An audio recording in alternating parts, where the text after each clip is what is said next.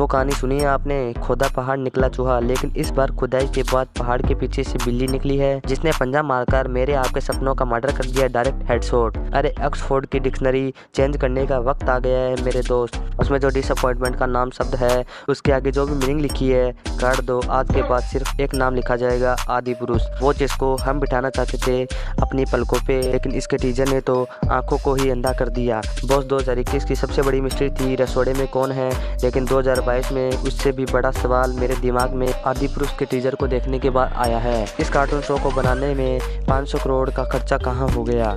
जवाब देने की हिम्मत फिल्म से जुड़े लोगों की होगी नहीं, लेकिन मैं बताऊं आपको, सबकी पोल खोलेंगे आज। टीवी पे महाभारत एक शो आया करता था, मुझे नहीं पता वो आप में से कितने लोगों ने देखा है, लेकिन श्री कृष्ण के रोल में इस एक्टर को एक न एक बार तो आप लोगों ने 100% जरूर देखा होगा। बॉस, इसको बोलते हैं गॉडली प्रेजेंट। ऐसा लगता है सीधे भगवान उतर कर आ गए हैं इंसानों के बीच। बोलने का तरीका, चलने का ढंग, चेहरे का रंग, सब कुछ इतना एक्सीलेंट कि आपका सर रिस्पेक्ट में अपने आप झुक जाएगा। और इसका ठीक उल्टा बोलूं, कुछ लोग बहुत बुरा मान जाएंगे, लेकिन बुरा लगना भी चाहिए क्योंकि आपने जो किया है वो किसी पाप से कम नहीं है। Prabhas, as lord, Ram 0% fit लग रहे हैं। इस टीजर में उनके चेहरे के एक्सप्रेशन एकदम फेलियर है।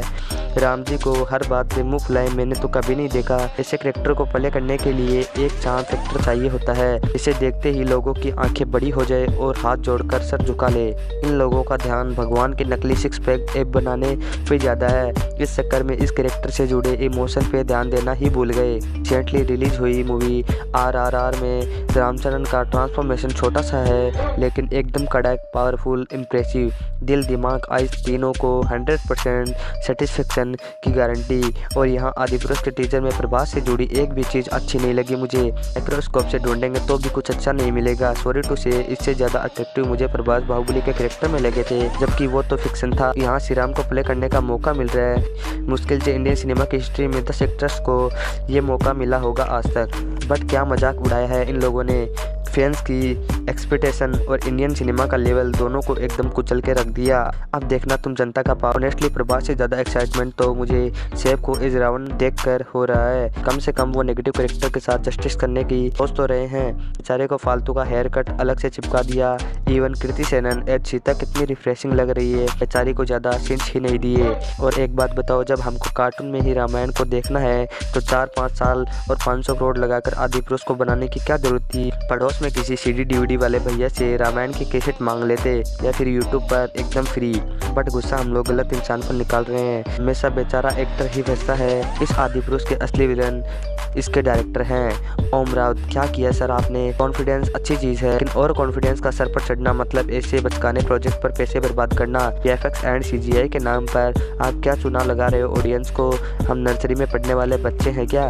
इतना पुअर एनिमेशन, वो भी टॉप लेवल बॉलीवुड फिल्म का। जितना ज़्यादा सोचेगी उतना और ज़्यादा गुस्सा आएगा। फैक्ट है ये बात। जब बजट में पाने की तरह पैसा बह रहा है तो असली एक्टर्स को कास्ट करो ना।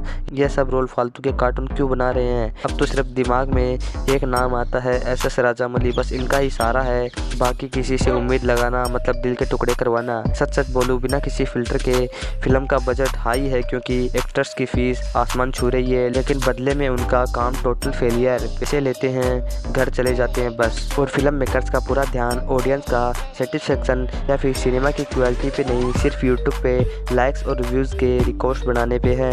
और चढ़ाओ इन लोगों को सर पे। आप सोचते हो ना हमारी हिस्ट्री बड़े पर्दे पर दिखाएंगे, फिल्म के मेकर्स कितने एक्साइटेड होंगे। घंटा, ये लोग सिर्फ आपको ATM की तरह इस्तेमाल करना चाहते हैं। रामायण महाभारत जैसे सब्जेक्ट्स को सेलेक्ट करके। बुरा लगे तो लग जाए, उससे सच नहीं बदलेगा। अगर कल्चर रिलीजन पर कोई बढ़िया फिल्म देखना चाहते हो तो कंटारा देखो, एकदम पावरफुल एंड डिवाइन एक्सपेरिमेंट है। इसको बोलते हैं भगवान को रिस्पेक्ट और ट्रिब्यूट देना। थिएटर से बाहर निकलोगे तो इंडियन सिनेमा के लिए इज्जत दिल में 100 गुना बढ़ जाएगी। इसे एक बात बोलूँ, इस पूरे टीजर में सिर्फ एक इंसान का काम अच्छा लगा मुझे, और वो टेक्निकली इस टीजर में मौजूद भी नहीं है। शरद केलकर की वॉइस जो प्रभास को हिंदी डबिंग में प्रेजेंट कर रहे हैं, इनका इफेक्ट जोरदार है, वरना टीजर सच में टोटल गार्बेज बन जाता। अब चोरी चोरी चुपके चुपके इस टीजर को देखकर खुश कौन हो रहा है जानते हो? किंग शाहरुख खान। भैया जी की फिल्म पठान का इनडायरेक्टली प्रमोशन जो कर दिया आदि पुरुष ने। रास्ते का सबसे बड़ा काटा तो बेचारा बुड्ढी के बाल के बराबर सॉफ्ट निकला। अब ये लड़ेंगे पठान से। फिलहाल तो मुझे 0% चांस लग रहे हैं। अब कोई जादू हो गया तो पता नहीं। अब आपकी बारी। आदिपुरुष के टीचर को बचाने का कोई बहाना तैयार कर रहे हैं या फिर इंडियन सिनेमा को ऐसे चूना लगाने वाले स्कैम से बचाने का रास्ता ढूंढना चाहते हो? मर्जी आपकी है, जो भी दिल में आ रहा हो वैसा नीचे लिख दो। पब्लिक इज द किंग भूलना मत। बाकी वीडियो में कुछ पसंद आया हो या कुछ शिकायत करनी हो तो मैं आपको इंस्टाग्राम पर भी मिल जाऊंगा, वरना थोड़ा सा इंतजार कीजिए। मैं मिलूंगा आपसे अगले किसी नेक्स्ट वीडियो में। तब तक के लिए take care, tata, bye bye.